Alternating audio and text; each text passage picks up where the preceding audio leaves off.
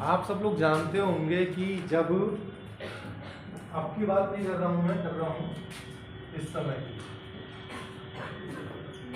सिंधु सभ्यता की बात कर रहा हूँ। तो उस समय भी जब आप जानते होंगे कि भारत में जो मिडिल ईस्ट एशिया है करंट समय में, तो वहाँ से आपने देखा होगा कि इंडस तक यानी कि मिडिल ईस्ट से यहाँ तक व्यापार होते थे, है ना। इसके साक्ष्य भी मिले हैं, है ना। तो ये जो व्यापार होते थे, इनका मुख्य जो कारण था कि ऐसे व्यापार संभव हो पाया, उसका सबसे महत्वपूर्ण रोल था किसका? जो रोड्स थी, है ना। क्योंकि उस समय वाटरवेज तो थे नहीं, जल परिवहन तो था नहीं, मुख्य रूप से क्या था? सड़कें थी।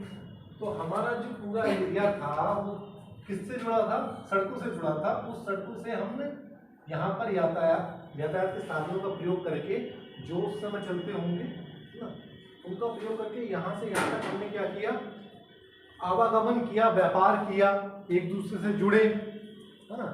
एक दूसरे से जुड़े और दूसरे से व्यापार किया, सामान खरीदा बेचा, ये सब काम किया। तो जब हम यातायात को, इसको परिवहन को पढ़ते हैं, तो सबसे पहला आता है कि आखिर इसकी जरूरत क्या है। जरूरत इसलिए है कि सबसे ज्यादा महत्वपूर्ण भूमिका निभाता है ये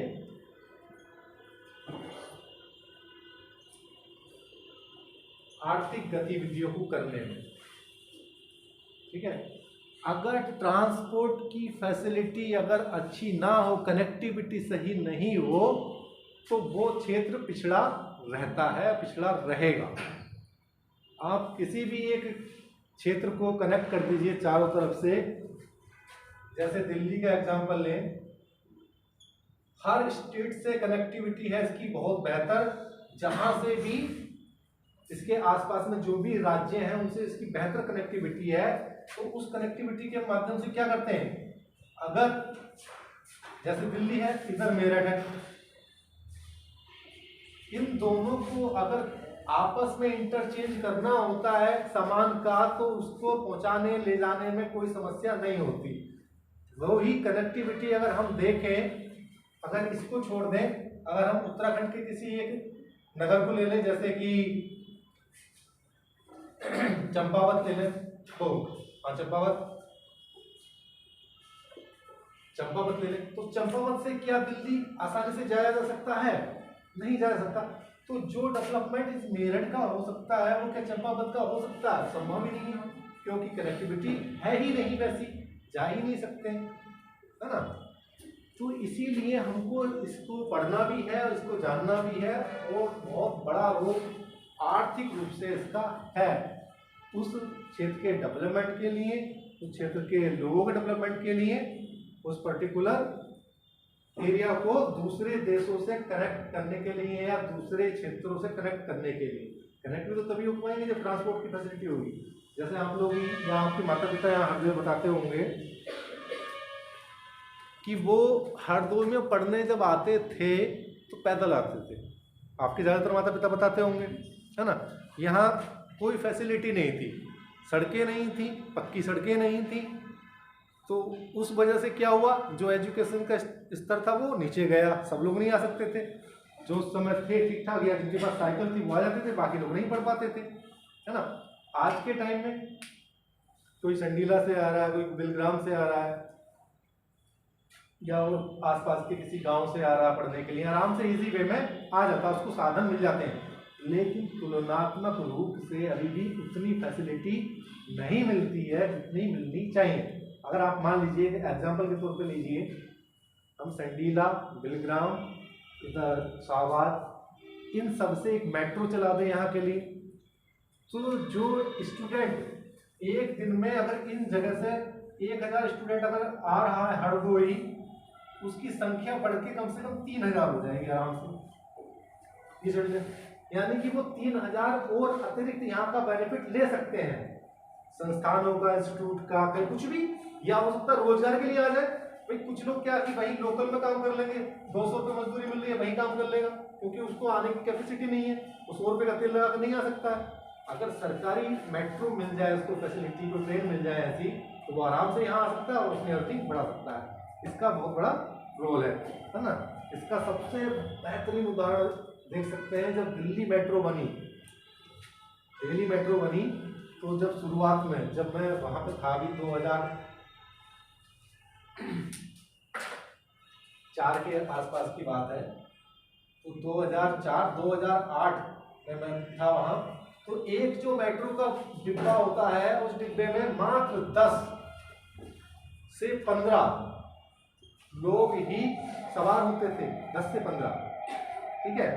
लेकिन जैसे जैसे मेट्रो की कनेक्टिविटी को फैलाया गया, पूरी दिल्ली में जोड़ दिया गया, आज की स्थिति में जो भी मेट्रो में गया होगा उसने देखा होगा पैर रखने की जगह नहीं मिलती है कभी कभी। तो ये क्यों हुआ? क्योंकि हमने उसकी कनेक्टिविटी को बेहतर कर दिया। बेहतर कर दिया तो लोग बार ज़्यादा उसका इस्तेमाल करने लगे और उसका लाभ ले रहे हैं। तो एक कोचिंग जाने के लिए कोई उधर मुखर्जी नगर रहता है तो वो जाता है राजेंद्र नगर, आराम से अपना 1 घंटे में घूम घाम के चला आता है, जबकि पहले मुखर्जी नगर वाला वहाँ जाने की सोचता भी नहीं था। तो ये परिवर्तन होता है जिसमें यातायात ट्रांसपोर्ट फैसिलिटी का बहुत बड़ा रोल होता है ना। इसके अलावा कोई किसी समय पर कोई आपदा आ जाए, कुछ हो जाए, इस तरीके की घटना घट जाती है ना, और वहाँ पर यातायात की फैसिलिटी नहीं है तो वहाँ कैजुअलिटी ज़्यादा होने की संभावना बन जाती है। और अगर अच्छा ट्रांसपोर्ट की फैसिलिटी है, तुरंत हमने उसको लिया और लेके चले आए, है ना। ट्रांसपोर्ट में अब तो हवाई मार्ग आ चुके हैं, उनसे हम जल्दी से रिकवरी कर लेते हैं। लेकिन आज से 15, 20, 25 साल पहले की बात सोचो, क्या संभव था ऐसा? वो तो दुर्घटना होती थी, लोगों की मृत्यु ज़्यादा होती थी, बचा ही नहीं पाते थे। आजकल तो हम कर लेते हैं। औद्योगिकरण को, नगरीकरण को तीव्र गति प्रदान करने के लिए यातायात की भूमिका बहुत बड़ी है। और एक और इसका बहुत बड़ा रोल है, वो है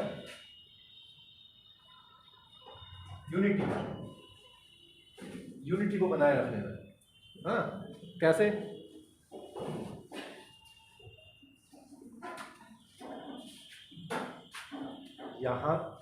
यहाँ से जैसे लखनऊ जाना है, आपके पास 4 व्हीलर है तो क्या करेंगे, आपके 2-4 रिश्तेदार वहाँ रहते हैं तो हफ्ते में एक चक्कर लगा लेंगे। और नहीं है, और अब तो कम्युनिकेशन टेलीफोन आ गया तो बातचीत हो जाती है, पहले वो भी नहीं था, तो हम लोग मिल ही नहीं पाते थे, जान ही नहीं पाते थे कि हमारा कोई रिश्तेदार वहाँ भी रहता है, देख पाते हैं, उसका हालचाल ले पाते नहीं। अब तो उससे क्या होता है, मेल जोल बढ़ता है, एकता की भावना आती है, यूनिटी बढ़ती है ना। लेकिन दूसरा पक्ष ये भी है, जो यूनिटी बढ़ती है वो उतना ही ज़्यादा क्या होता है, इंसान बिजी भी होता चला जाता है। जितने ये आर्थिक संसाधन हमारे पास बढ़ते हैं उतना हम बिजी भी होते चले जाते हैं, समय ही नहीं दे पाते हैं, तो दूसरा पक्ष भी। तो ये सारे फैक्टर हैं जिसकी जो ट्रांसपोर्ट में काफ़ी महत्वपूर्ण भूमिका निभाते हैं। अब इसके बाद बात करते हैं कि जो हमारा ये ट्रांसपोर्ट है,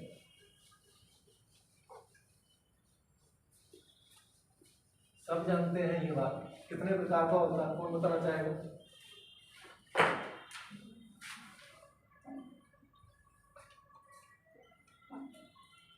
कितने प्रकार का होता है?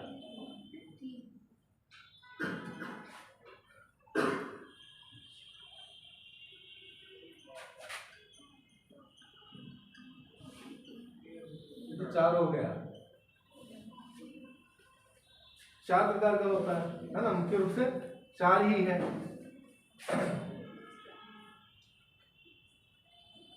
उसमें भी, रोड में भी 2 प्रकार, तो रोड में कई प्रकार का होता है।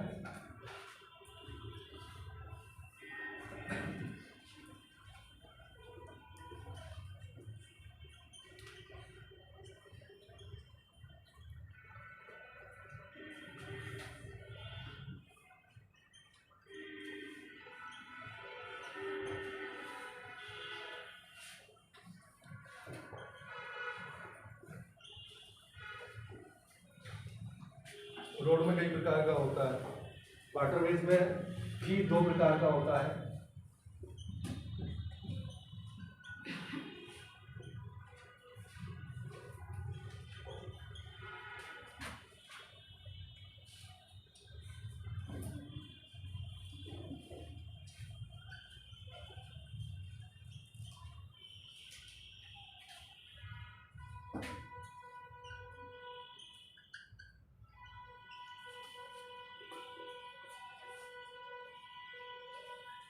ठीक है, ये इनके टाइप्स हैं।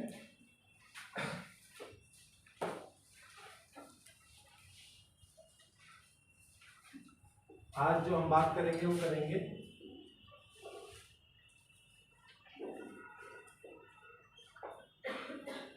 रोड ट्रांसपोर्ट, ठीक है, यानी कि सड़क परिवहन।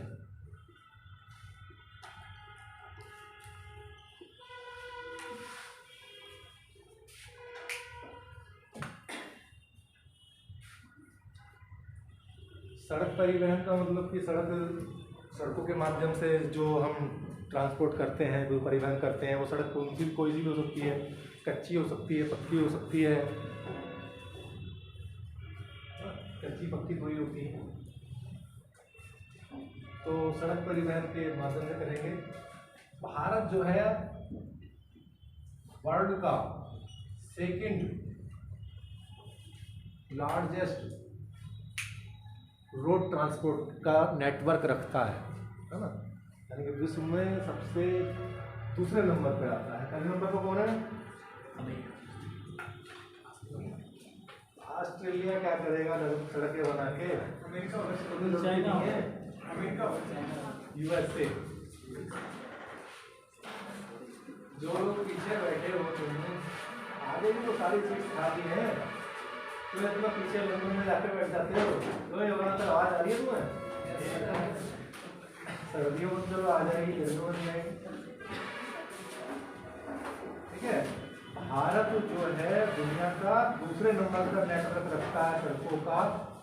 और जब हम आजाद हुए थे, कब हुए थे पता है?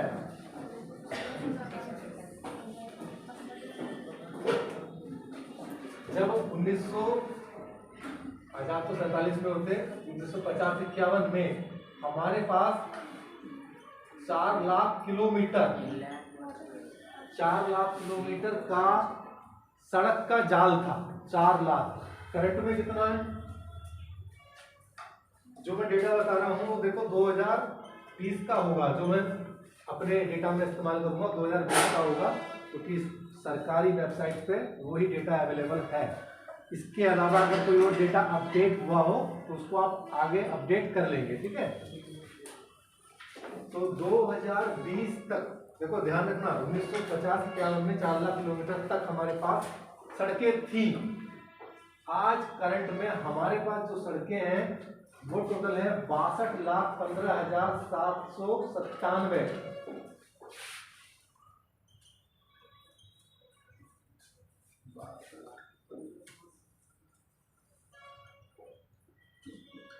कितना है? तो देखो हम लोगों ने कितना इंप्रूवमेंट किया है पिछले 75 सालों में, है ना।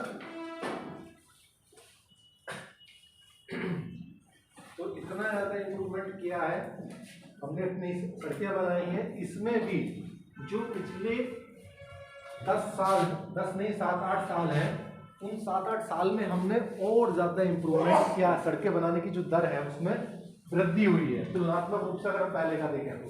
क्योंकि पहले हमारे पास ना मशीनें ऐसी थी, ना तकनीक थी, जिसकी वजह से कम होता था, ठीक है। रोड जो होती हैं ये जन साधारण के लिए, यानी कि हम जैसे लोगों के लिए सबसे महत्वपूर्ण आवागमन का साधन है। जो भी है अपनी बाइक उठाई, साइकिल उठाई, तुरंत निकल गए सड़क के। ट्रेन की तरह थोड़ी ना है कि ट्रेन का इंतजार करोगे। तो बिल्कुल कॉमन है, कॉमन यातायात का मार्ग है। प्राचीन समय में भी सिंधु सभ्यता से लेकर मुगल तक हम इन सड़कों का जाल भारत में बढ़ाते गए थे, है ना। मुगलों के टाइम में भी एक सड़क जो ढाका से लेके वहाँ लाहौर तक जाती थी, वो बनाई गई थी एक सड़क, है ना। अपना उनको बिजनेस जो करना था या अपनी जो पकड़ रखनी थी दूसरे राज्यों पर, उन लोगों ने बनाई थी। इसको क्या नाम देते हैं? ग्रैंड, हाँ, जीटी रोड या ग्रैंड ट्रैंक रोड, ठीक है।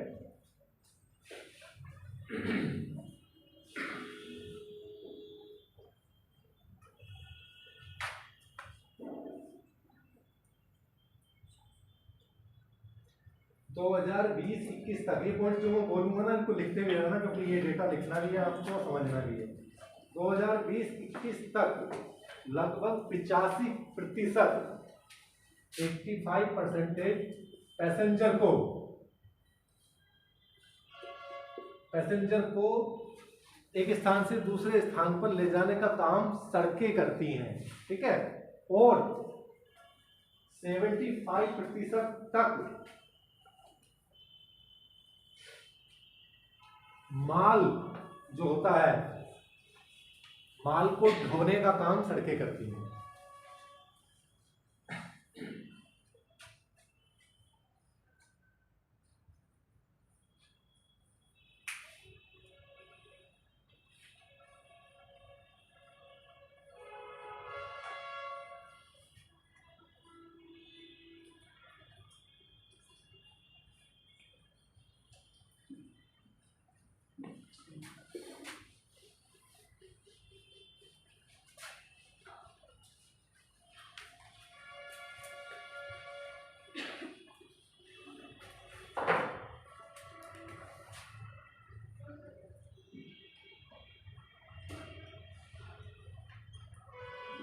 पक्की सड़क, एक होता है पक्की सड़क, जैसे सरफेस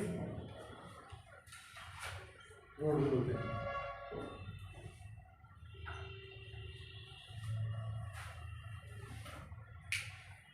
पक्की सड़क की कुछ विशेषताएं होती हैं। पक्की सड़क का यह है कि कोई भी मौसम हो उस पर आसानी से चला जा सकता है। अगर कच्ची सड़क होगी तो वो क्या होगी, बारिश के मौसम में बाधित हो जाती है। पक्की सड़क के साथ ऐसा नहीं होता है ना। और अर्थव्यवस्था के लिए पक्की सड़क बहुत महत्वपूर्ण भूमिका निभाती है। केरल एकमात्र ऐसा राज्य है, जब तक मेरे पास डेटा है, हो सकता और भी हो, केरल एकमात्र ऐसा राज्य है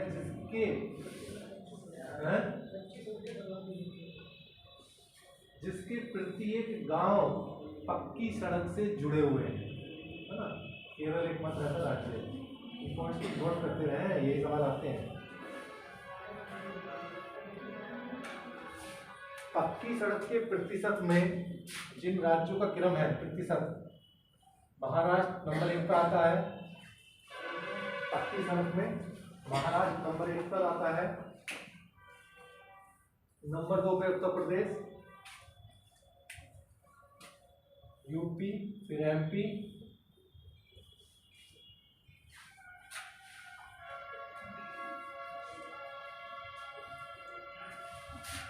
कर्नाटक।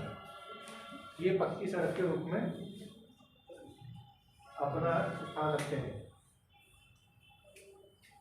भारत की कुल 63.3% सड़कें जो हैं पक्की हैं।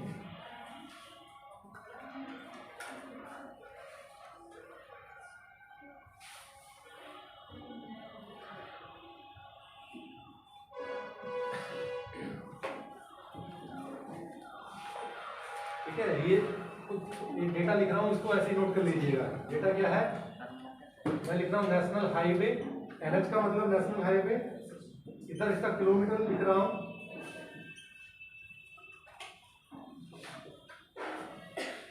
और इधर इसका प्रतिशत लिख रहा हूँ। इसका मतलब ये होगा, मैं इसके नीचे लिखते चला जाऊंगा, नेशनल हाईवे भारत 1,26,350 किलोमीटर तक है, जो 100% क्या है, पक्के हैं, है ना। यानी कि 100% पक्की सड़कें हैं उसकी, नेशनल हाईवे की। स्टेट हाईवे 1,85,495 किलोमीटर, और इसका 99.2% पक्का है। डिस्ट्रिक्ट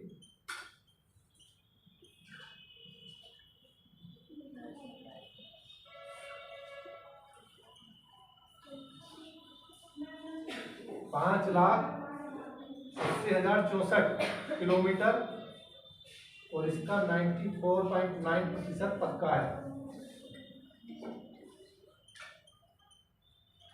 डिस्ट्रिक्ट रोड मतलब आर भी लगाना,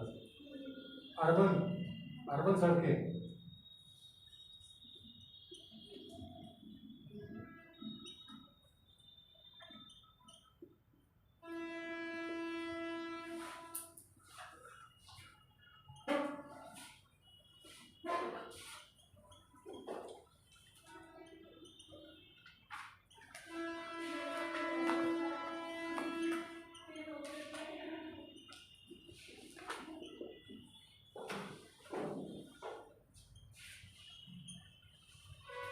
ये नीचे में यहाँ दिख रहा है क्या?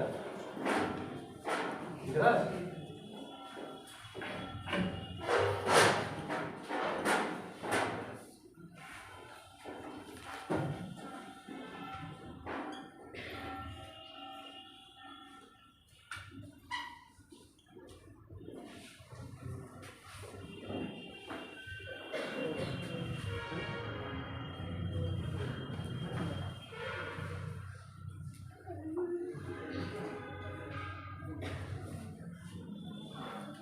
टोटल में ये आ जाएगा। बातें नहीं करो।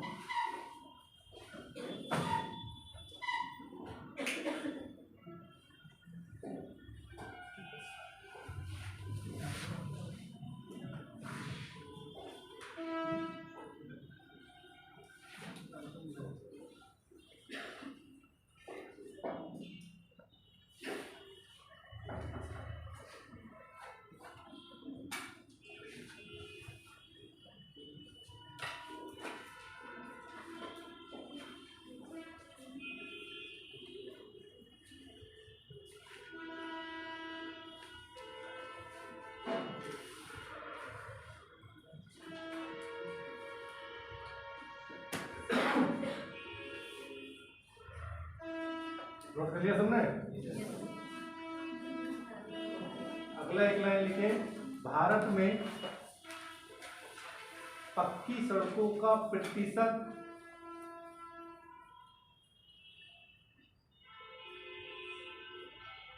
Number 1 Delhi,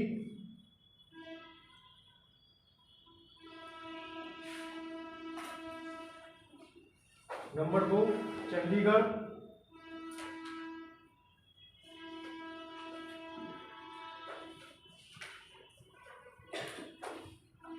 number 3 Daman and Diu,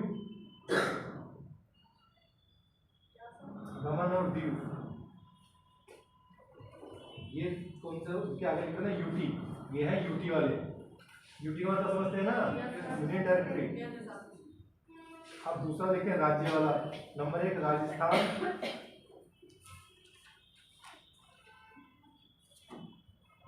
number 2 Punjab, number 3 Orissa, number 4 Gujarat. मतलब समझ गए ना, जो मैंने ये पॉइंट जो लिखवाया क्या है? पक्की सड़कों का प्रतिशत। जब हम प्रतिशत में निकालते हैं, कुल लेंथ नहीं है। कुल लेंथ में कौन है? ये है महाराष्ट्र, यूपी, एमपी, कर्नाटक। जब हम प्रतिशत में आ जाएंगे तो यूटी में दिल्ली सबसे नंबर 1 हो जाएगा, और राज्यों का जब प्रतिशत में आएंगे तो सबसे पहला राजस्थान हो जाएगा। ठीक है?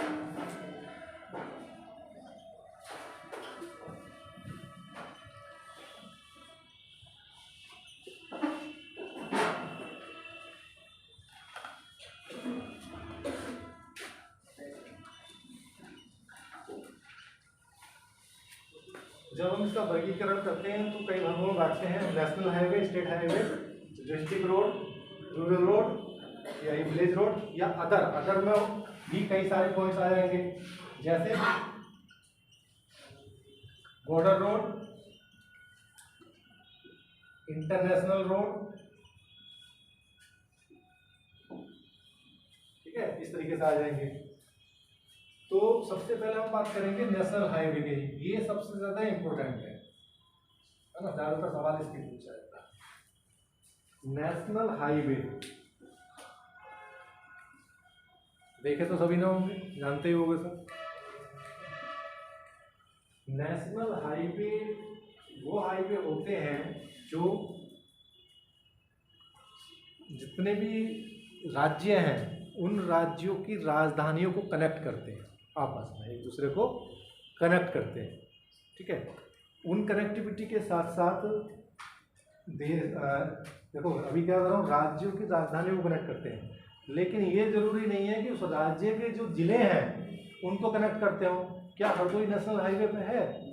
नहीं है ना, लेकिन लखनऊ जो है वो नेशनल हाईवे 24 पर कनेक्ट है।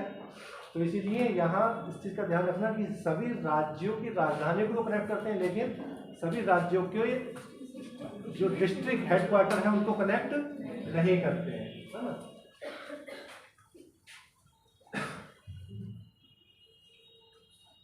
ये बहुत सारे पॉइंट्स भी लिखते जाइए, हाथ के आप लिखिए, डबल काम नहीं करवाएंगे, हाथ का लिखते जाइए। ये वो सड़कें होती हैं जिनकी मरम्मत की जिम्मेदारी किसकी होती है? केंद्र सरकार की होती है।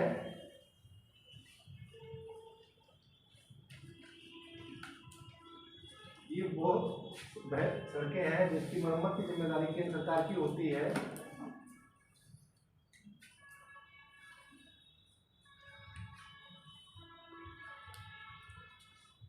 जो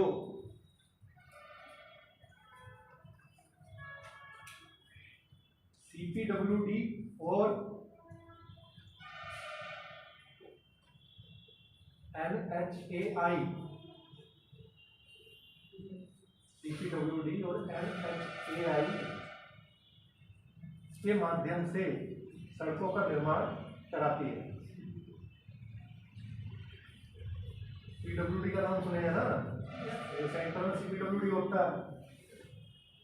जैसे PWD यहाँ बहुत अच्छा डिपार्टमेंट है, ऐसे वहां पर CPWD अच्छा डिपार्टमेंट है।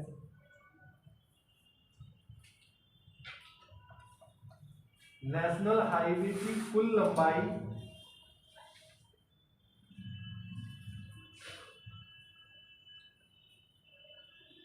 1,36,440 किलोमीटर है।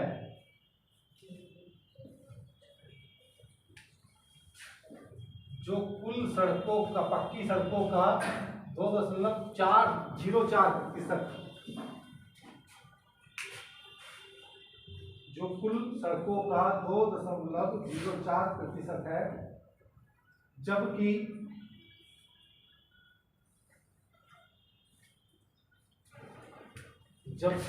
संपूर्ण सड़क परिवहन का 40% क्षमता को वहन करता है। संपूर्ण सड़क की 40% क्षमता का वहन करता है। अब लगाओ कितना इन पर प्रेशर है नेशनल हाईवे के ऊपर, मात्र है 2% इंडिया के, और चलता है ट्रैफिक कितना 40%। तभी तो कभी नेशनल हाईवे पर निकल के देखो कितना ट्रैफिक रहता है, हर समय इधर से ट्रक आया, इधर से ये आया, इधर से वो आया, बस यही लगा रहता है ना। तो कारण क्या है कि हमारे पास सड़कों का नेटवर्क कम है। जो अच्छी सड़कें, यह सभी प्रांतीय राजधानियों को आपस में जोड़ता है नेशनल हाईवे।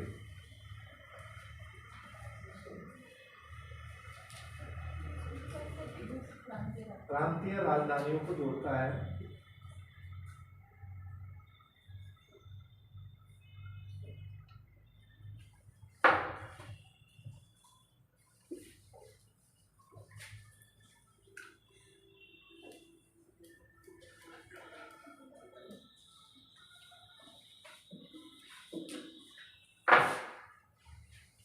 नेशनल हाईवे 3 प्रकार के होते हैं, बता सकता है कोई?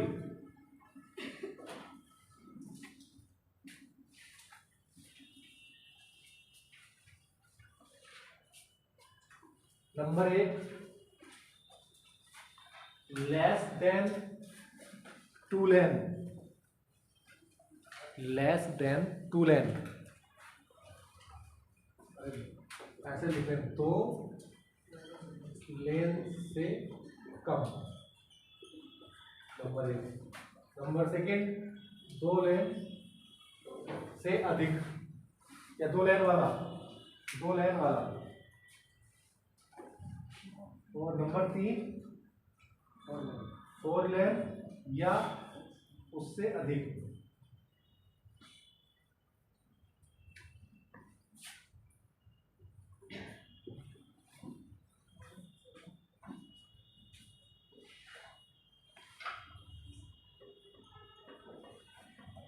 जो 4 लेन वाला है उसकी संख्या वो है 22%।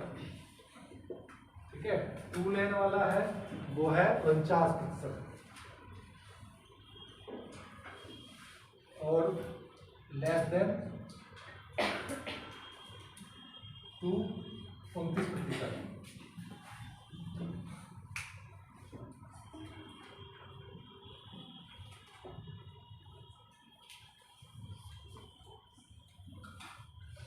लेन का मतलब समझ रहे हैं ना सब, इसमें तो दिक्कत नहीं है किसी को? नहीं, वो है कुछ क्यों नहीं है। सड़क देखी है ना, जैसे ये सड़क आ रही है, यहाँ पर ट्रैफिक चल रहा है, बीच में एक पट्टी सी पड़ी होती है, ये यहाँ पे कुछ नहीं है, डिवाइडर नहीं है। जैसे यहाँ से लखनऊ जाने वाली रोड, ठीक है, ये क्या हो गई, तो लेस देन 2 लेन, वो 2 लेन नहीं है, सिंगल लेन है, लेकिन उसके बीच में पट्टी पड़ी है तो 2 लेन का काम कर रही है, एक इधर आ रहा है एक उधर से जा रहा है। जैसे लखनऊ शाहजहांपुर वाली रोड ये कैसी है, 2 लेन 4 लेन जब 4 उसी में मतलब होगी ऐसी, उसमें एक सड़क इधर और एक सड़क इधर वो बढ़ जाएगी।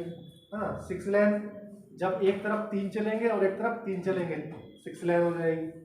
ऐसे अब जो कॉन्सेप्ट आ गया वो 8 लेन तक का आ चुका है ना, 8 लेन सड़कें हाईवे बन रहे हैं, हाईवे 8 लेन का 2 एग्जांपल है, एक तो दिल्ली टू मुरादाबाद, फिर दूसरा है आपका जयपुर टू दिल्ली, ये 8 लेन वाले हाईवे हैं। ठीक है, अब इसमें इसका डेटा लिख लूँ, NH की लंबाई यानी कि नेशनल हाईवे की लंबाई का प्रतिशत, नंबर 1 पे महाराष्ट्र, नंबर 2 पे यूपी, नंबर 3 पर राजस्थान, नंबर 4 पर मध्य प्रदेश।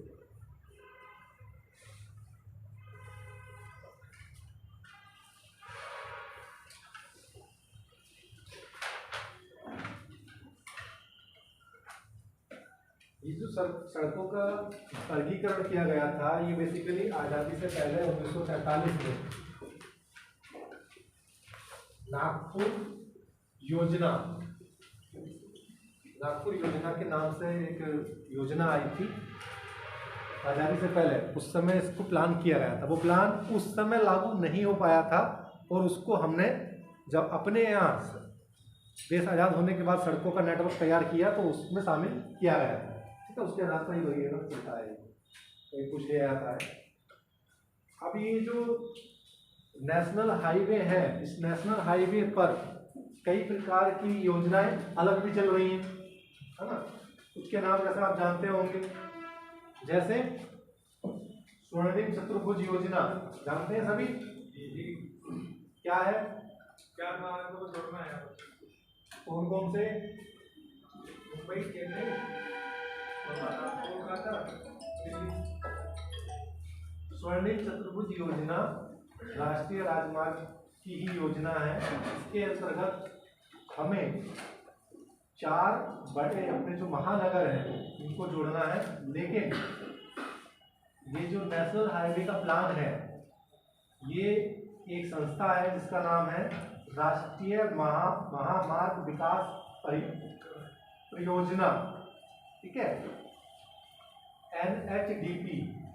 इसके अंतर्गत हमने 6 या 7 चरण के प्लान तैयार किए। उन प्लानों में से नंबर 1 का जो प्लान है वो आपका स्वर्णिम चतुर्भुज प्लान है। इसके बाद चरण का चरण और प्लान आए जो हमारे देश के लिए सड़कों के नेटवर्क को मजबूत करने का काम कर रहे हैं, है ना। तो नंबर 1 पे आप पहले लाइन लिख लीजिए, हेडिंग डालिए मुख्य नेशनल हाईवे की मुख्य योजनाएं, ये हेडिंग डालिए। नेशनल हाईवे की मुख्य योजनाएं।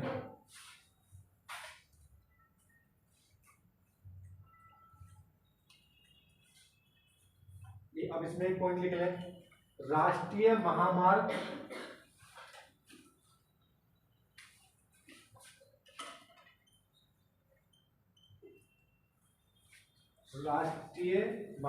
विकास प्रायोजना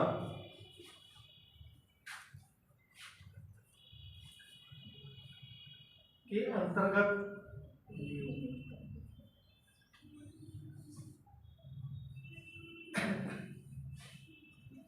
बड़े पैमाने पर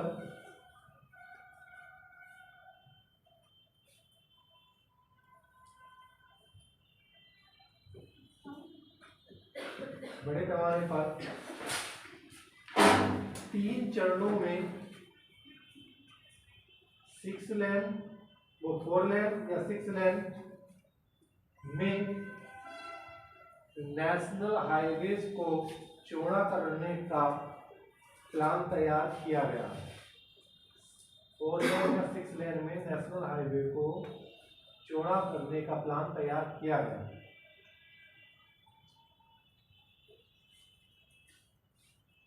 नंबर 1 गोल्डन कॉरिडोर, स्वर्णिम चतुर्भुज हिंदी में। नंबर 1 गोल्डन कॉरिडोर, स्वर्णिम चतुर्भुज।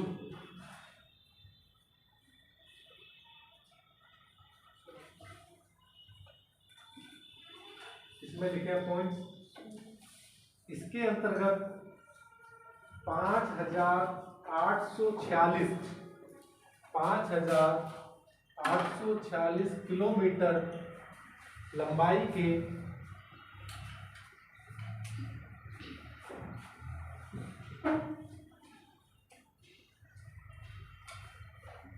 मार्गों को जोड़ना था।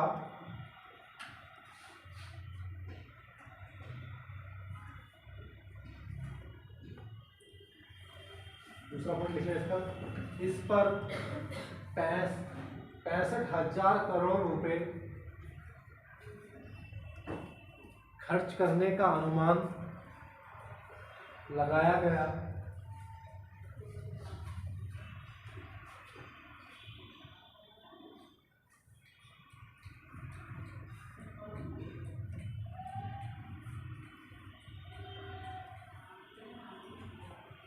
इसके प्रथम चरण में दिल्ली, मुंबई, चेन्नई तथा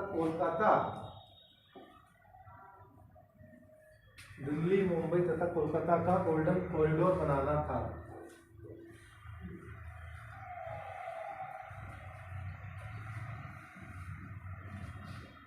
देखो ये इसका मैप भी बना सकते हैं, बनाना चाहे तो। दिल्ली, इधर देखो ध्यान दो, दिल्ली मुंबई लाइन ऐसे आ रही है, दिल्ली मुंबई, इधर कोलकाता और चेन्नई, इस तरीके से, यानी कि ये इस तरीके का कॉरिडोर बना। तो इससे क्या हुआ, इसके बनाने से क्या हुआ, बनाने की क्या जरूरत महसूस हुई? भाई हमारा ये जो सिटी है ये कैसे सिटी थे, आज की बात नहीं है, ये तो जब लॉन्च किया गया 2004-5 के आसपास, तो उस समय तक हमारे पास मिलियन सिटी के नाम पे कुछ ही सिटी थे जो महत्वपूर्ण थे, तो उनमें ये चारों नगर आते थे। जब इनको जोड़ा तो जोड़ा ऐसे गया, इधर का हो गया वेस्ट कोस्ट का, ईस्ट का हो गया, उत्तर में हो गया इधर, और इधर मिडिल में हो गया। यानी कि और यही क्या कर रहे थे, उत्तर के पूरे देश नगरों को या राज्यों को जोड़ने का काम कौन करता? दिल्ली।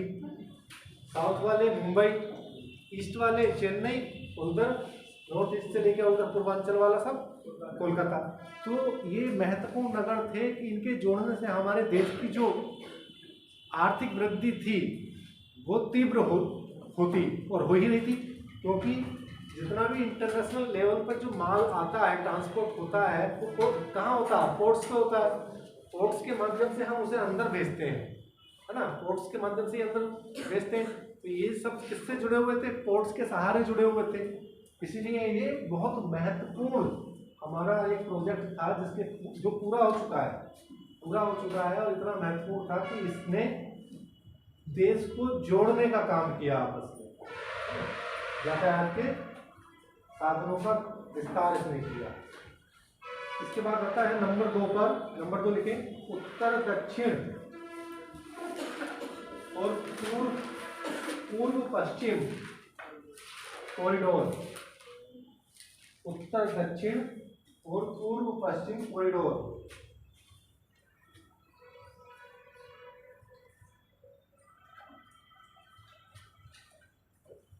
इसमें पहला पॉइंट लिखें, परियोजना के दूसरे चरण में श्रीनगर को कन्याकुमारी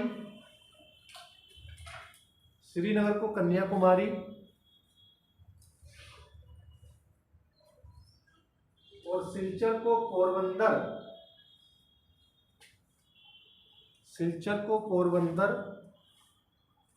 से जोड़ने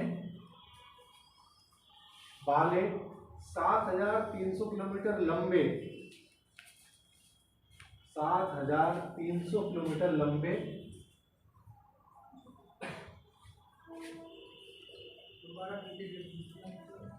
दूसरे चरण में श्रीनगर को कन्याकुमारी और सिलचर को पोरबंदर से जोड़ने वाले 7,300 किलोमीटर लंबे उत्तर दक्षिण तथा पूर्व पश्चिम कॉरिडोर का निर्माण किया गया। ये कैसा किया गया? इस तरीके से हुआ, ये उत्तर से दक्षिण हुआ और इधर पूर्व से पश्चिम, इस तरीके से, है ना। इधर कन्याकुमारी और इधर ऊपर क्या था? श्रीनगर, और इधर सिलचर, और इधर पोरबंदर, इस तरीके से ये जोड़ा गया। सिलचर कहाँ है?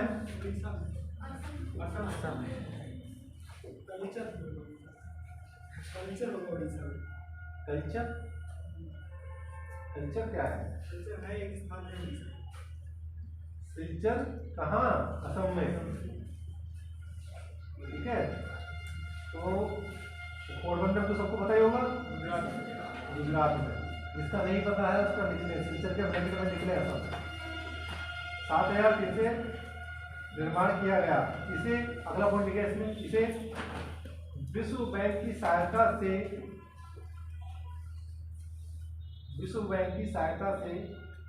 30,000 करोड़ रुपए की लागत से बनाया गया।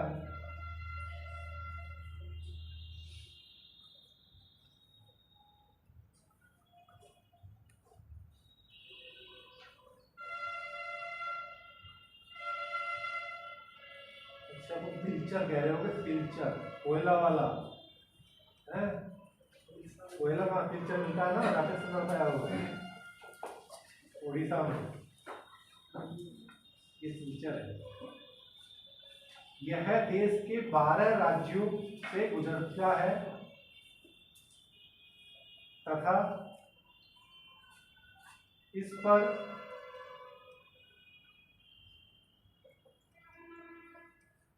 1200 फ्लाईओवर और 20 बड़ी सुरंगें बनाई जाएंगी। 1200 फ्लाईओवर तथा 20 बड़ी सुरंगें बनाई जाएंगी।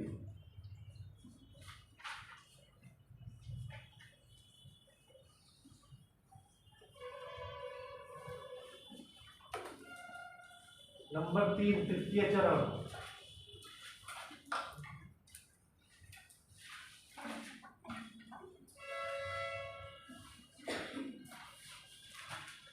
इसमें 1157 किलोमीटर लंबे नेशनल हाईवे को, तृतीय चरण में 1157 किलोमीटर लंबे नेशनल हाईवे को 4 पंथों में 4 पथों में चौड़ा कर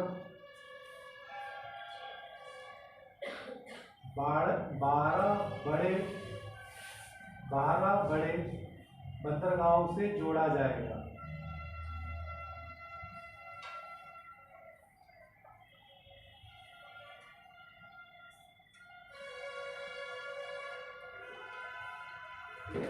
जितने भी हमारे पोर्ट्स हैं जो 12 महत्वपूर्ण हैं, तो पोरबंदर है, मुंबई है, उधर मनगांव है, कोचीन है, ये जितने भी बड़े बड़े हैं, विशाखापट्टनम है, हुगली है, तो ये सब क्या है, इन पोर्ट्स को हम किससे जोड़ेंगे, सबको नेशनल हाईवे से कनेक्ट कर देंगे ताकि जो माल आ रहा है उसको एकदम तुरंत पहुंचा दिया जाए, है ना, देरी ना हो उसमें। नंबर 4, NHDP के चतुर्थ चरण में 20,000 किलोमीटर लंबे नेशनल हाईवे को, चतुर्थ चरण में 20,000 किलोमीटर लंबे नेशनल हाईवे को दो पंथों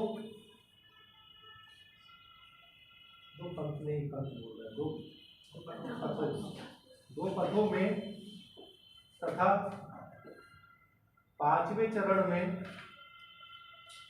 6,500 किलोमीटर को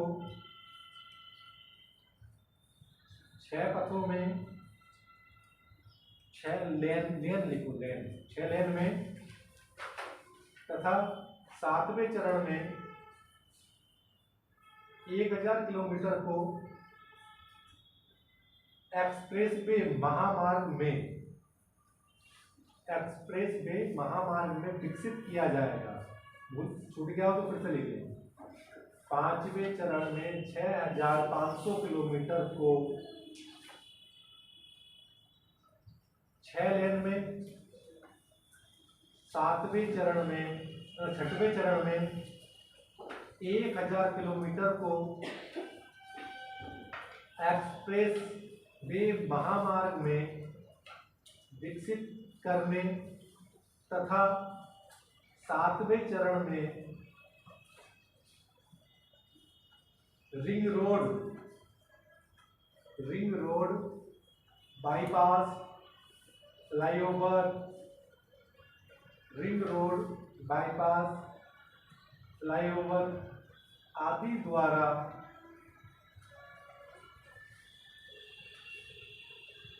राष्ट्रीय महामार्ग पर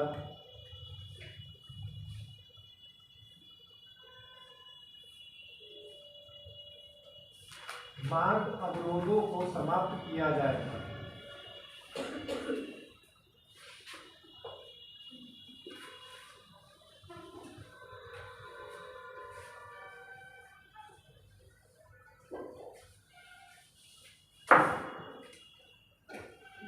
अब उसे लगभग आप देखिए 2004 के पहले की जो स्थिति थी वो ये थी कि नेशनल हाईवे थे, बने हुए थे, मेन तो थे ही, लेकिन उस नेशनल हाईवे पर हम तेज स्पीड से नहीं चल सकते थे।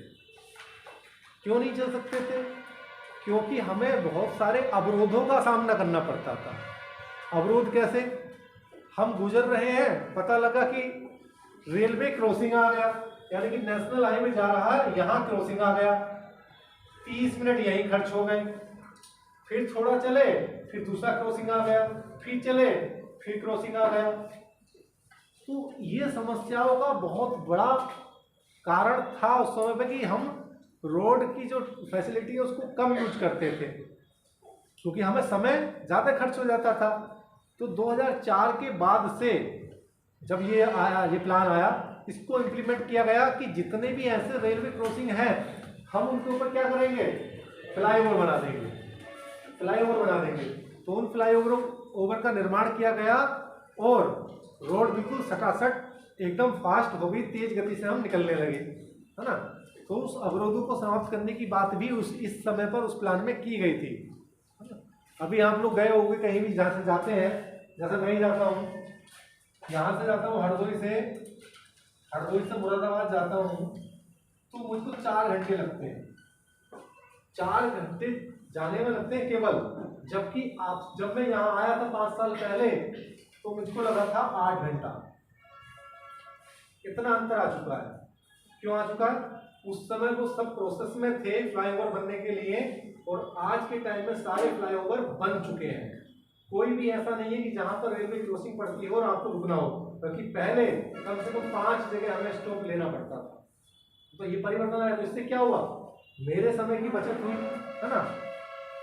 जो हम जा रहे हैं, जहाँ 4 घंटा गाड़ी चलाई, तेल उसने 4 घंटे के हिसाब से खाया, अगर 8 घंटे गाड़ी चल रही है तो 8 घंटे के हिसाब से खाएगा, उसकी बचत हुई। यानी कि आर्थिक बेनिफिट दोनों को हुआ, हमको भी हुआ और सरकार को क्या आर्थिक बेनिफिट हुआ। पहले कोई टोल टैक्स नहीं था, अब 3 टोल टैक्स है ना। तो वो 1000 रुपये हमसे केवल टोल का वसूल कर लेता है इतने मार्ग में, यानी कि उधर वो भी पैसा वसूल कर रहा है, हमको समय की बचत हो रही है और तेल की बचत हो रही है। तो इसके कई फायदे आके आज के टाइम में हमें दिखाई दे रहे हैं, जो हमने उस समय प्लान तैयार किए थे, है ना। तो ये नेशनल हाईवे का बहुत बड़ा रोल है, बहुत योगदान है। इसके बाद क्या करना होगा कि नेशनल हाईवे के जितने भी नंबर हैं, कौन सा नेशनल हाईवे कहाँ से गुजरेगा, कहाँ से कहाँ को जाएगा, ये काम आप खुद घर से करोगे। कल मैं भी करवाऊंगा इसको, लेकिन घर से करोगे, ठीक है। और कल एक काम और करना, भी क्लास बंद नहीं हो रही है जाने की सोच में लोगों, कल एक काम और करना है कि एटलस लेके आना साथ में, ताकि इन नेशनल हाईवे को कि एक नंबर कहाँ से कहाँ तक है, कौन कौन से नगर उसको पड़ रहे हैं, इसको दिखवा दूंगा, ठीक है। इसके बाद आता है नेशनल हाईवे के बाद आता है स्टेट हाईवे।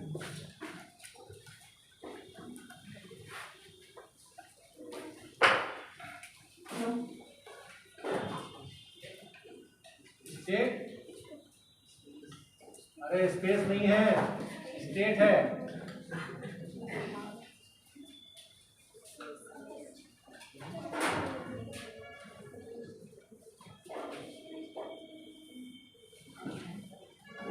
स्टेट हाईवे नाम सुना है? ये जो जा रहा है, ये लखनऊ, जो लखनऊ जाता है, अब तो नेशनल हाईवे बन गया है। ये वाला शाहजहांपुर के लिए जाता है स्टेट हाईवे।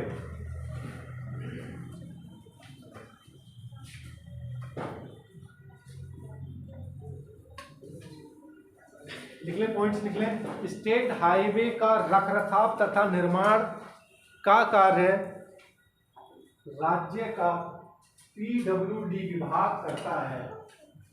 स्टेट हाईवे का रखरखाव तथा निर्माण का कार्य राज्य का पीडब्ल्यूडी विभाग करता है।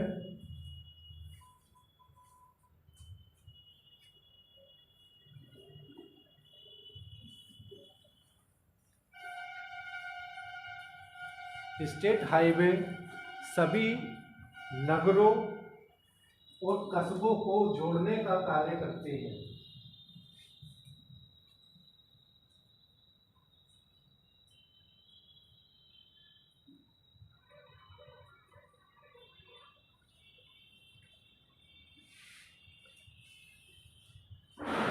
अगला पॉइंट लिखिए, यह राज्य के यात्रियों तथा माल ढोने का प्रमुख साधन है।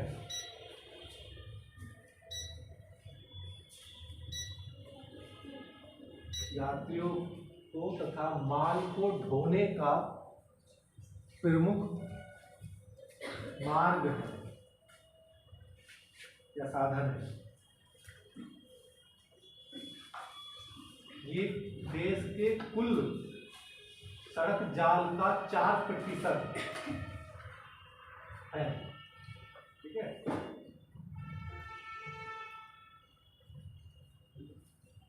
देश के कुल सड़क जाल का 4% है।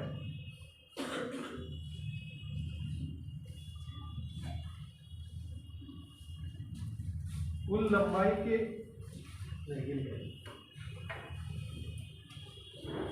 स्टेट हाईवे की कुल लंबाई 1,86,908 किलोमीटर है।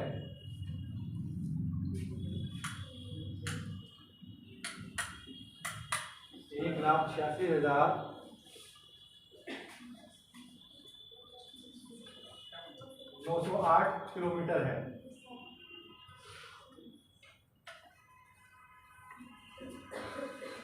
सभी राज्य हैं, हाँ, सभी राज्य।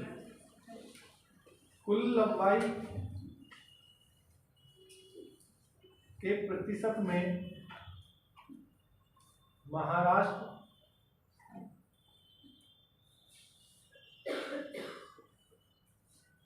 पहले स्थान पर है। उसके बाद कर्नाटक,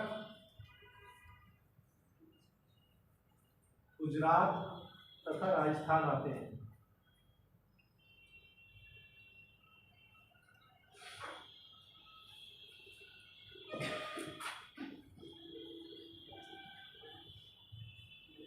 गुजरात तथा राजस्थान आते हैं, ठीक है। इसके बाद आती हैं जिला सड़कें।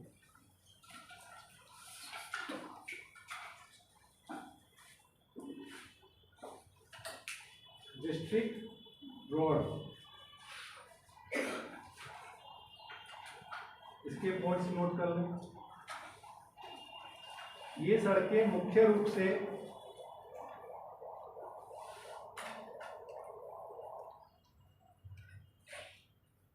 कस्बों, बड़े गांव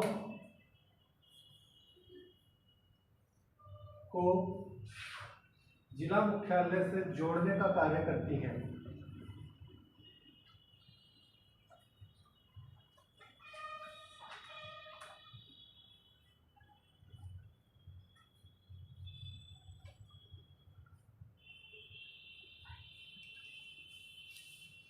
इन सड़कों को पक्की सड़कों में बदला जा रहा है।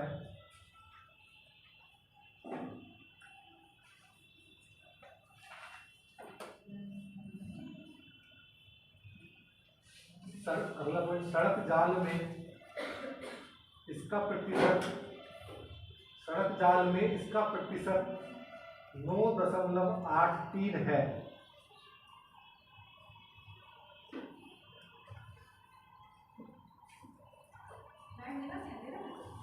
सब चीज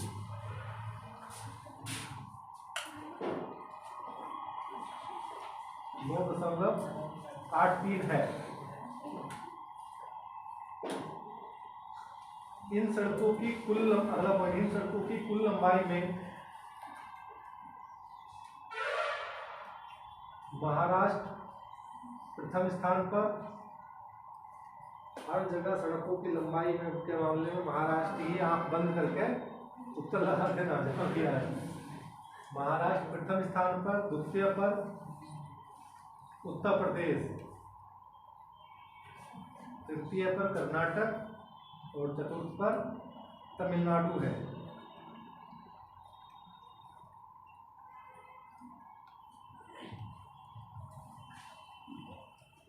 ठीक है। इसके बाद आती है ग्रामीण सड़कें, रूरल रोड।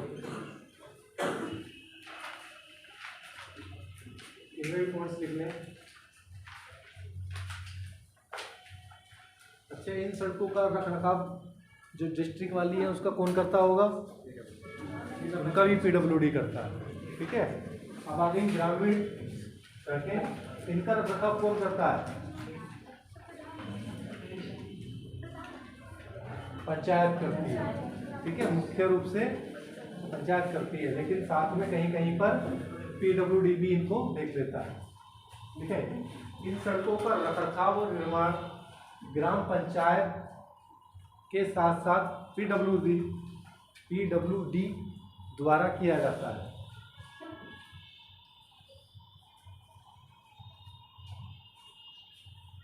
पीडब्ल्यूडी उन सड़कों को जोड़ेगा, जैसे जो गांव की इंटीरियर है, कोई भी एक गांव है, इंटीरियर वाली सड़कें ग्राम पंचायत देखेगी, है ना, जो सीसी बनवाना होता है, खरंजा बनवाना होता है। लेकिन इस गांव की जो इंटरलिंक सड़क होगी, जो किसी दूसरे हाईवे से या स्टेट हाईवे से या डिस्ट्रिक्ट सड़क से जुड़ा होगा, इसको पीडब्ल्यूडी देखेगी। समझ रहे हो आपको? जैसे आप अपने गांव के लिए जिस सड़क पर चल के जाते होंगे, अगर वो पक्की है, पक्की का मतलब जो उसकी है डामर वाली जो ताकोल से जो बनती है वो वाली है, तो PWD देखेगा। अगर वो कच्ची है या खड़ंजा है सीमेंट का, तो वो पंचायत देखेगी। मतलब हम लिखें ये सड़कें संकरी,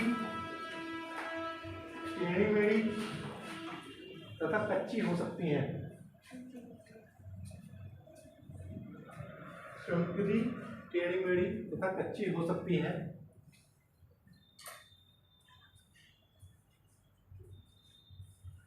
ये बड़े वाहनों के लिए उपयोगी नहीं है।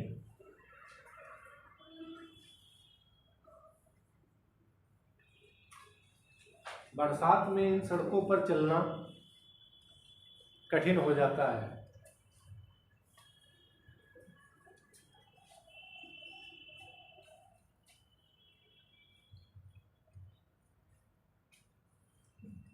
भारत में सड़क जाल में इनकी कुल लंबाई 44,09,582 किलोमीटर है। 44,09,582 किलोमीटर है।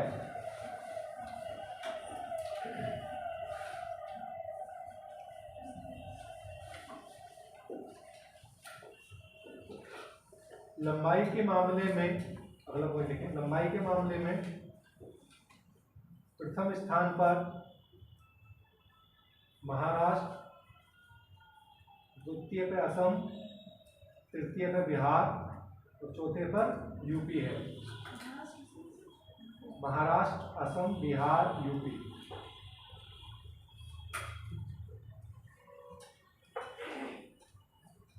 ठीक है। इसके बाद आती है आपका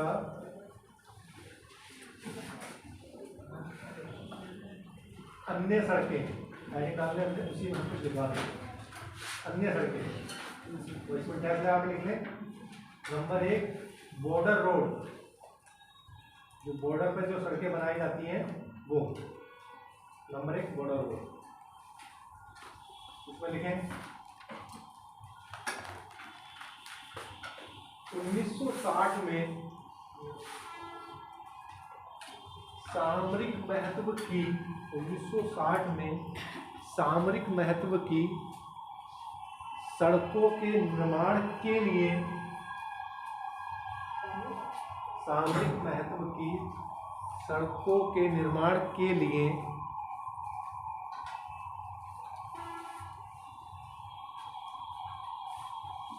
सीमा सड़क संगठन का निर्माण किया गया।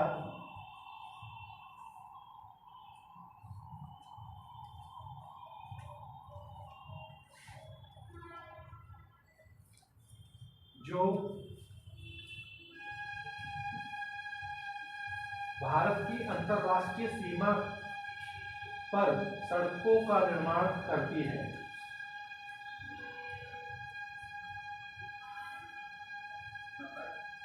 सड़कों का निर्माण करती है।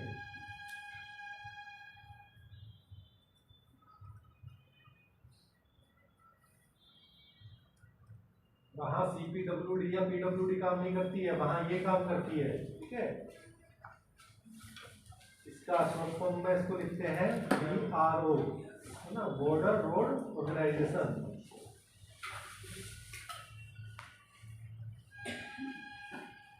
इसी में आगे लिख लें अटल टनल। कहाँ है? हिमाचल प्रदेश में। हिमाचल प्रदेश। अटल टनल। जैसे आगे लिखें विश्व की सबसे लंबी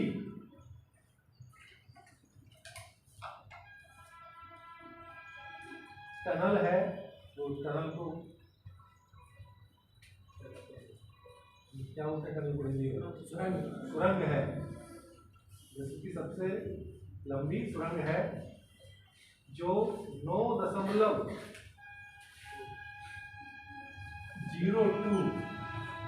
किलोमीटर लंबी है। यह कहाँ से कहाँ तक है?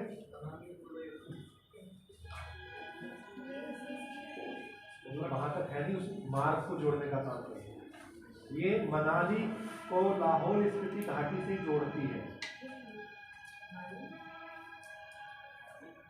मनाली को लाहौल स्पीति घाटी से जोड़ती है।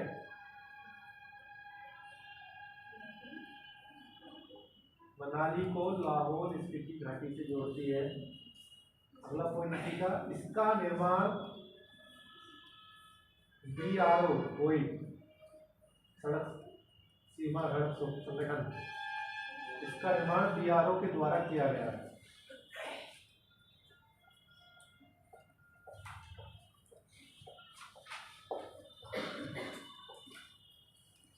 तो अभी जो नए बच्चे हैं, अभी एक शब्द आया है सामरिक महत्व, इसका मतलब समझते हैं? नहीं समझते ना? सामरिक महत्व का मतलब होता है कि हमारे देश की सुरक्षा के लिए ऐसा कोई महत्वपूर्ण क्षेत्र है ना, जिसका महत्व हो। तो वो कौन से ऐसे क्षेत्र होंगे? ये पूरी लाइन जो भारत से पाकिस्तान की बॉर्डर बनाती है, ये क्या है? सामरिक महत्व का क्षेत्र है। पूरा जम्मू कश्मीर सामरिक महत्व के लिए जाना जाता है। पूरी ये लाइन है, जितनी भी बॉर्डर वाली लाइन है, सब सामरिक महत्व के लिए जानी जाती है। ठीक है, इनको कहते हैं सामरिक महत्व। इसके बाद इसमें अगला पॉइंट लिख लीजिए, अंतरराष्ट्रीय राजमार्ग। लिखते रहो, इसमें लिखने का काम है। इसमें क्या समझाऊंगा मैं कि ये यहाँ से यहाँ तक मार्ग गया है। सामरिक महत्व क्यों कहते हैं? उसका एक अंतरराष्ट्रीय वैल्यू होता है। सामरिक महत्व ऐसे है, जैसे ऐसे समझो, इसको ऐसे समझो, जैसे कोई युद्ध हुआ तो हम ऐसा पॉइंट ढूंढते हैं जहां से हम दूसरी सेना को हरा सकें। तो ऐसा जो पॉइंट बनता है उसको ही हम क्या कहते हैं? सामरिक महत्व कहते हैं। यानी कि वो पॉइंट ऐसा है जो दूसरे देश पर अगर हम कब्जा करना चाहें तो आसानी से वहां से कब्जा कर सकते हैं, इसलिए वो सामरिक महत्व है। यानी कि इंटरनेशनल लेवल पर उसकी एक वैल्यू है। जैसे सबसे बेहतरीन इसका example Siachen glacier. Siachen glacier कहाँ है? टॉप पर है। यहाँ से बैठ के हम इधर पाकिस्तान पर भी नजर रखते हैं, इधर चीन पे भी नजर रखते हैं। तो ये क्या हो गया? यानी कि इंटरनेशनल लेवल पर इसका बहुत महत्व है। अगर चीन युद्ध करेगा तो वो भी कहाँ कब्जा करना चाहेगा? इस पर। पाकिस्तान भी इस पे कब्जा करना चाहता है। तो ये इसीलिए क्या है, इसकी वैल्यू बहुत है इंटरनेशनल लेवल पर, क्योंकि इस पे कब्जा हो गया तो फिर क्या होगा? भारत में कब्जा करना आसान है ना। ऐसे ही बॉर्डर पर अगर हमारी बॉर्डर पर हम अच्छी सड़कें नहीं बनाएं, सेना खड़ी ना करें, तो फिर पाकिस्तान अंदर आ जाएगा ना। इसीलिए हमको सामरिक महत्व कहा है। अंतरराष्ट्रीय राजमार्ग बहुत सारे हैं, एक आपको बता रहा हूँ कि क्या होते हैं अंतरराष्ट्रीय राजमार्ग। जैसे हम दिल्ली से लाहौर के लिए बस चलाते हैं, तो वो जो बस जिस मार्ग पर चल रही है उसको अंतरराष्ट्रीय राजमार्ग कह देते हैं। ठीक है, इसके बाद नया कॉन्सेप्ट आया इन राजमार्गों में। राजमार्ग तो थे ही, चल ही रहे थे, फिर आ गया नया कॉन्सेप्ट। जो सबसे पहला कॉन्सेप्ट आया वो एक्सप्रेस वे। तो यमुना एक्सप्रेस वे नाम सुना होगा, कहाँ है? कहाँ है? आगरा से दिल्ली तो है। कहाँ?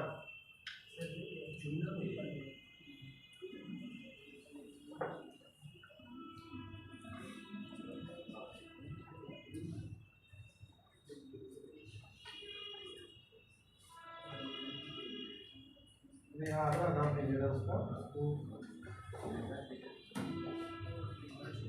यमुना एक्सप्रेस वे तो आगरा से दिल्ली है।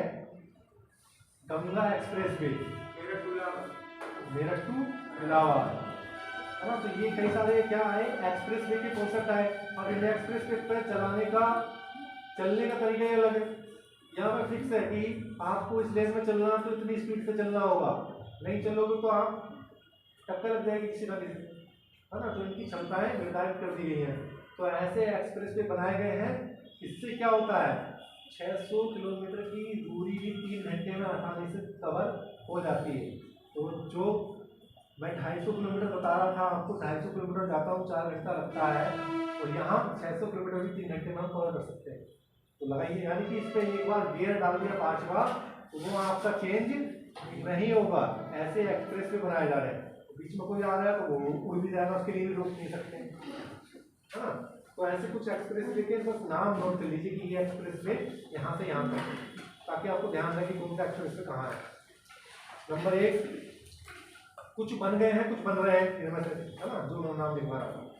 दिल्ली मेरठ एक्सप्रेस वे, नाम उसमें आ ही गया तो उसमें लिखने की जरूरत ही नहीं है कहाँ से कहाँ तक है। दिल्ली मेरठ एक्सप्रेस वे, ये 51 किलोमीटर तक का है, 51।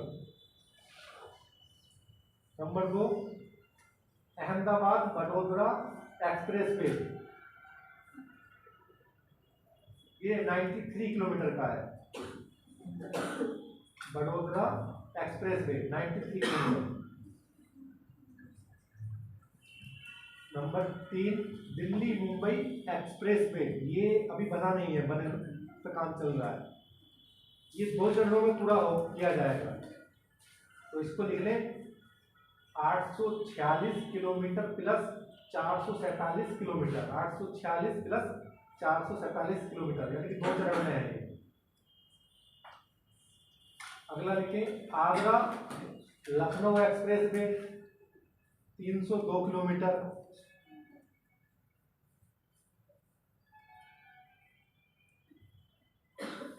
पूर्वांचल एक्सप्रेस वे, ये कहाँ तक है, कहाँ से कहाँ है, लखनऊ टू घाट। Purvanchal expressway 340 kilometre, Lucknow से गाजीपुर। अगला है बुंदेलखंड एक्सप्रेस वे, ये कहाँ तक है, चित्रकूट से लखनऊ। बुंदेलखंड 296 चित्रकूट से लखनऊ। अगला है गंगा एक्सप्रेस वे 603 किलोमीटर, मेरठ से प्रयागराज।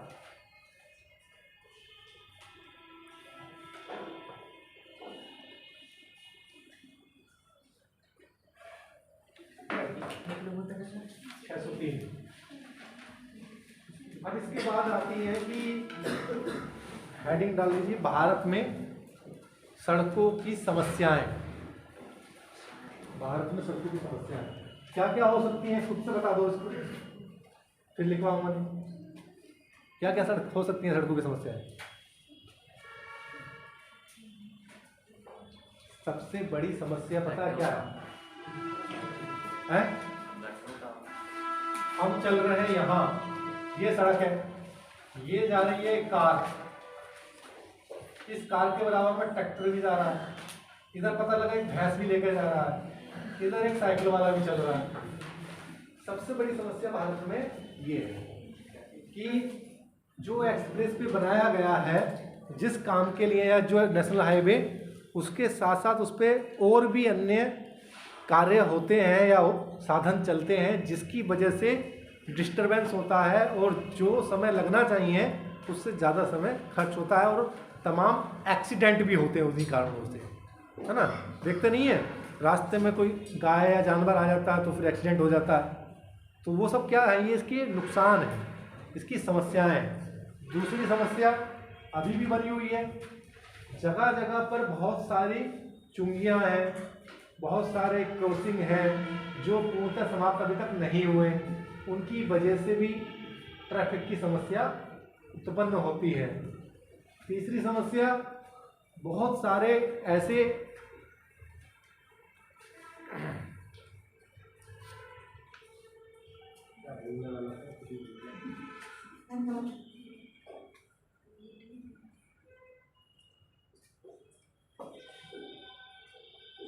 सड़कों के किनारे पर अतिक्रमण है ना। हाईवे निकला हुआ है, पता लगा इधर से अतिक्रमण कर रखा है, इधर से अतिक्रमण कर रखा है, तो हम सही से चल ही नहीं पा रहे हैं उसके, है ना, ये समस्या है। सड़कों के किनारे पर फैसिलिटीज का अभाव है। कभी कभी ऐसा होता है, अब तो बहुत बन गए हैं, कई कई किलोमीटर तक कोई पेट्रोल पंप नहीं मिलता है, खाने पीने का साधन नहीं मिलता है, हवा भरवानी है वो नहीं मिलता है, टायर पंचर है वो नहीं मिलता है। ये सब क्या है, समस्याएं हैं। और सड़कों का प्रॉपर रख रखाव नहीं हो पाता है। आप हरदोई की सड़कें ले लो, अभी जो 30 दिसंबर तक का टाइमलाइन था तब तो सड़क पड़ भी गई डिस्ट्रिक्ट वाली, नहीं तो कितने बड़े बड़े गड्ढे थे नहीं थे, तो वो रख रखाव नहीं हो पा रहा था सही से, कई साल से गड्ढे चले आ रहे थे। तो ये सारी क्या है, इसकी समस्याएं हैं। ठीक है,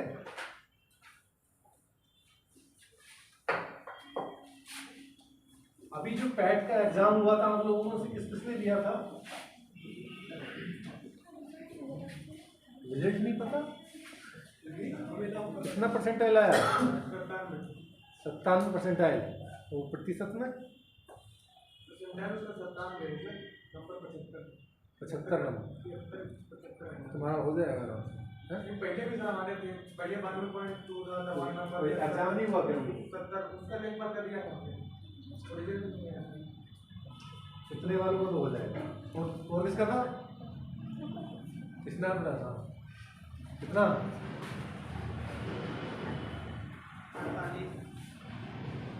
बड़े कम में आया, पढ़ के ना लेते क्या तुम्हारा परसेंटाइल? तुम्हारा भी कम है, 75 पर नहीं होगा, कम से कम 90 प्लस लेके आओ तभी होगा सिलेक्शन। और जो पैट का एग्जाम होता है इसके अंतर्गत पता बहुत अच्छी अच्छी कोर्स है जो, लेकिन आज आ रही है, अरे आएंगी, आज नहीं है कल आएगी। 2021 में तो समाप्त हो गया आप लोगों का, तो लेख पर का ही पैटर्न एक ही साल तो समाप्त हुआ है, नहीं उसका रिजल्ट बेकार हो गया, वो 2022 अच्छा एक साल के लिए वैलिड है, कोई बात नहीं, हर साल दो, हर साल दोगे तो पढ़ने की भी आदत बनी रहेगी। अब ये तो है नहीं कि भाई जिस साल उन्होंने करवाया उसी साल नौकरी लग जाए। लेकिन बहुत डिफरेंट हुआ, जैसे पहले 20 लाख लोगों ने दिया था पेट का, तो उसमें जो प्राइस था वो 90+ था, बहुत कम लोगों का, अधिक नंबर का उन्हीं का था। लेकिन आपकी शायद 35 लाख लोगों ने दिया है, और जिनके नंबर कम आ रहे हैं उनके परसेंटाइल ज़्यादा हो रहा है। अच्छा,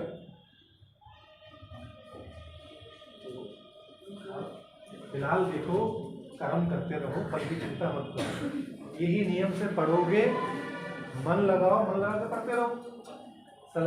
देखो एक बात जान लो, जो भी स्टूडेंट तैयारी कर रहा है, लगातार कर रहा है, होपलेस नहीं हो रहा है, तो ऐसा हो ही नहीं सकता है कि उसका सिलेक्शन ना हो।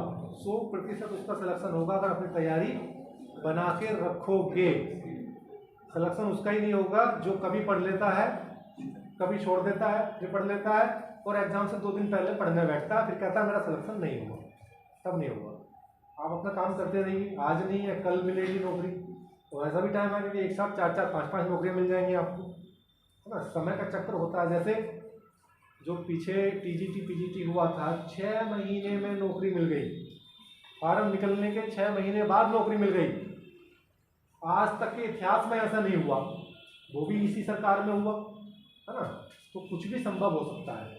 सरकार भी इंतजार करती है ना, सरकार का टाइम खत्म होने लगता है तब भर्तियाँ बम्पर निकालती है, तो उस समय का इंतजार करो कि भर्ती निकलेगी और तुम लोग झट से लग जाओगे। अपनी तैयारी को बना के रखो, नंबर 1 का तैयारी बनी रहेगी तो सिलेक्शन तो यूँ ही हो जाएगा, उसकी वजह से नहीं लो। कभी भी पढ़ा लिखा खराब नहीं करता, कभी भी नहीं करता। मैंने तो खुद अपना, जिस समय यहाँ में आया वो मेरा 11वां इंटरव्यू था, सरकारी नौकरी का 11वां इंटरव्यू था, जिसमें मेरा सिलेक्शन यहाँ हुआ। तो लगाओ कितने इंटरव्यू हमने दिए, अगर हम चाहते तो हम तो होपलेस हो जाते, अब क्या करें। हर साल में 2-3 इंटरव्यू देते रहते, लेकिन कोई फर्क नहीं पड़ता था। रिजल्ट आता था कोई बात नहीं, जिस दिन रिजल्ट आता था उस दिन दबा के सोते थे, फिर फेल हो जाते थे, फिर सुबह उठ के फिर पढ़ने बैठ जाते थे। तो पढ़ना, लगातार पढ़ते रहो, काम होता रहेगा, है ना। और 11वें के बाद सीधी 5 सर्विस लगी सरकारी, तो फिर हमें चुनना था कि कौन सी करें। तो ये क्या होता है, चक्र होता है। बस अपना काम करते रहिए, जब टाइम आएगा ना मिल जाएगा, है ना। ये मत सोचिए मेरी तो उम्र इतनी हो गई अब क्या होगा, मैं इसमें फेल हो गया तो क्या होगा, मैं इसमें ये हो गया तो क्या होगा। ये सब जीवन के चरण है ना। किसी को जल्दी सफलता मिल जाती है, किसी को लेट मिलती है, लेकिन मिलती जरूर है अगर आप लगे रहेंगे। हमारे एक जान पहचान के थे, उनकी उम्र 42 ईयर में उनकी नौकरी लगी, 42 साल में, समझ रहे हैं, 42 साल में नौकरी लगी। जबकि कोई भी ऐसा IAS का मेंस नहीं था जो उन्होंने ना दिया हो, ना PCS का कोई मेंस था जो उन्होंने ना दिया हो, लेकिन सरकारी नौकरी को 42 साल में नसीब हुई। 42 साल में लगे, जो कोई बात नहीं, 42 साल में लगते ही शादी हुई, शादी की नौकरी वाले से हुई, दोनों नाम हो गया, सही हो गया। अब कौन पूछ रहा है कि कब तुम्हारी नौकरी लगी, काम खत्म है ना। तो इन चीज़ों को अपने दिमाग से निकालो कि कब लगेगी, तैयारी करते रहो, एक दिन लगेगी, बस ये ठान लो, ठीक है।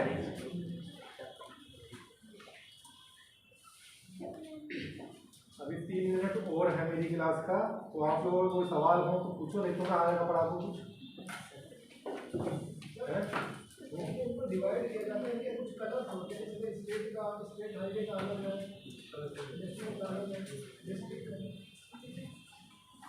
कलर के हिसाब से करते हैं ताकि पहचान आपको आसानी से हो जाए, है ना। जब आप कल, इसीलिए एटलस मंगवा रहा हूँ मैं, इसमें बताऊंगा कि क्या है।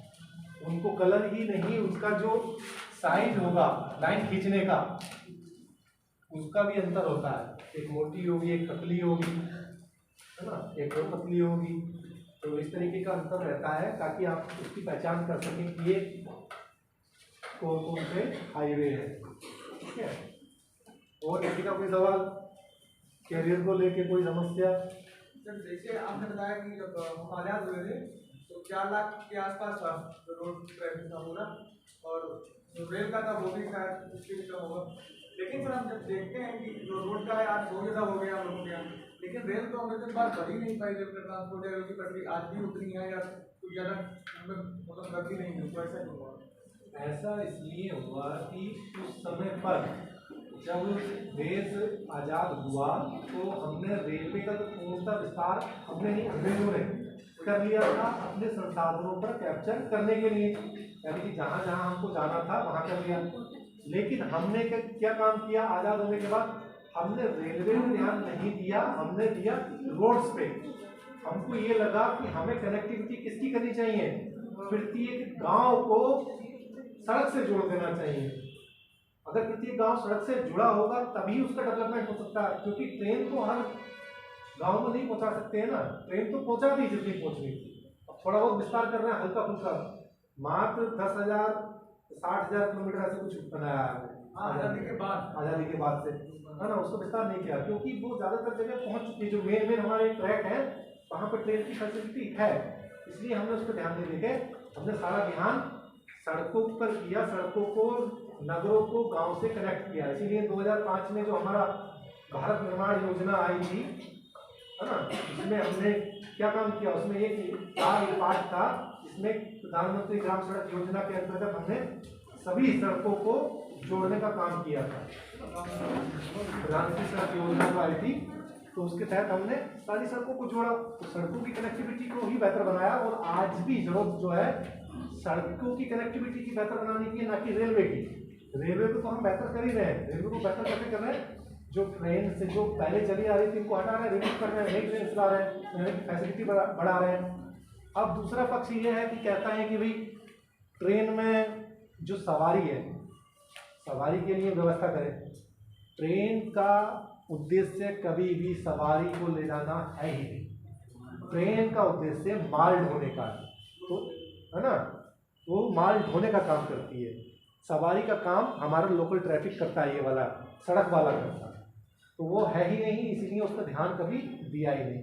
माल ढोना जहाँ जहाँ से था वो तो काम अंग्रेज कर ही गए थे, सारा माल ढो लिया था उन्होंने वैसे, है ना, तो जहाँ जहाँ से माल ढोना था वो काम कर चुके थे, इसलिए जरूरत हमें नहीं पड़ती, सवारी का इस्तेमाल हम उसमें करते हैं। अभी नाथ में तो अभी मणिपुर में पहली ट्रेन पहुंची है, आगे हो जाती है। हाँ देखो, वहाँ क्रिटिकल स्टेज थी, है ना, वहाँ सड़क पहुँचाना कोई इतना आसान काम थोड़ी ना है, तो इसीलिए मुश्किल हुआ। अभी पहले के टाइम में, आज से 10-15 साल पहले की अगर हम बात करें तो हमारे पास वो इक्विपमेंट नहीं थे जो हम आसानी से पहाड़ में छेद कर सकें, गड्ढा कर सकें, खोद सकें, उसको रोक सकें। अब परिवर्तन अब आया है ना, टेक्नोलॉजी हमारे पास अब आ गई है ना, तो अब हम उस पर काम कर रहे हैं। तो पहाड़ को छेड़ना कोई इतना आसान काम थोड़ी ना होता है। अब हालांकि चीन कर रहा है, लेकिन चीन ने तो सब कुछ कर लिया ना, हमारे पास तो अभी और भी काम है, इसलिए उस जगह ध्यान नहीं देते। जब हम पूरा अपना यहाँ का सड़क व्यवस्था को मजबूत कर देंगे तो हम पहाड़ों की चलेंगे। अगला चरण तो पहाड़ ही है, फिर उधर को जोड़ेंगे। अभी देखो ना, जब पहाड़ जो है दरक रहा है नीचे को, कहाँ जागेश्वर धाम है, जोशीमठ में दहक रहा।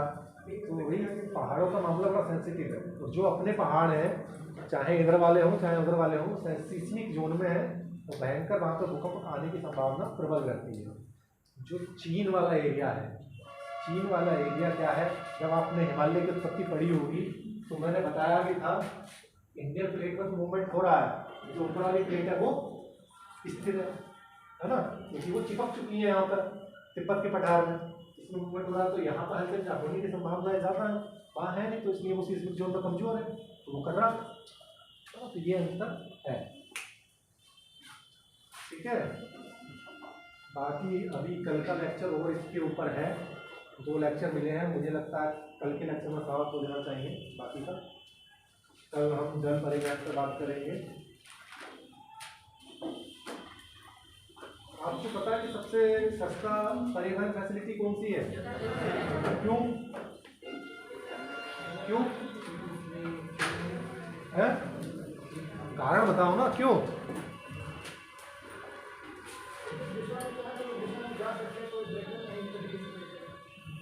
जिस दिशा में जाओ दिशा में तो ऐसे तो हम सड़क यहाँ से जैसे हवाएं चलती हैं, अन्य साधनों की अपेक्षा में फ्यूल मतलब थोड़ा कम। दो चीज़ें, सबसे सस्ता साधन होने का 2 कारण, ठीक है। पहला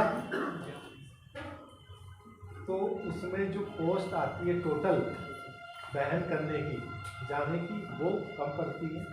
दूसरा, वहाँ किसी प्रकार की सड़क की मरम्मत नहीं करनी होती है, वो तो वाटरवेज है ना।